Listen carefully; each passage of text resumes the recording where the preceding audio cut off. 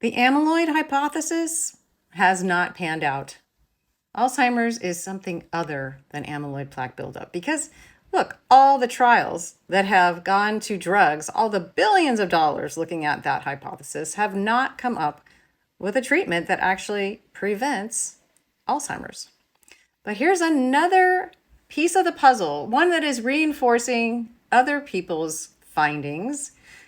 There are many in the past that have shown this is not an amyloid buildup problem in the beginning. Maybe that's something that comes along with it sometimes.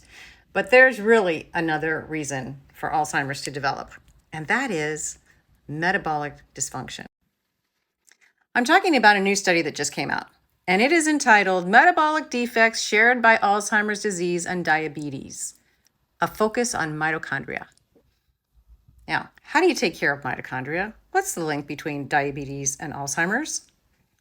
If you've been paying attention to some of the more functional medicine type of doctors, you know the link. In fact, this has been known for years. I had people on my summits years ago that were talking about this blood sugar control and Alzheimer's connection.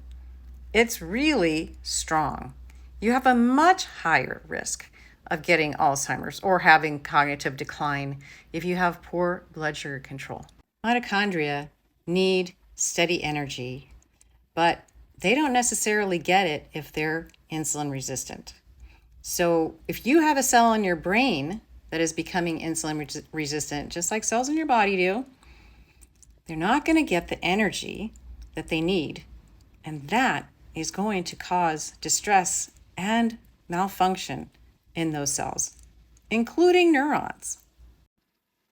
Bottom line is, without too much detail, we need to keep our sugar intake very low.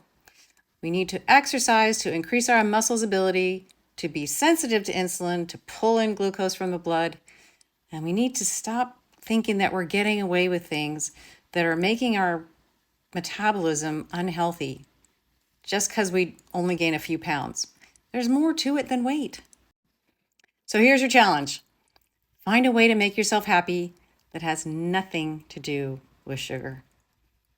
That might be a big step, but if you can do that, that's one step closer to keeping your brain healthy throughout your lifespan.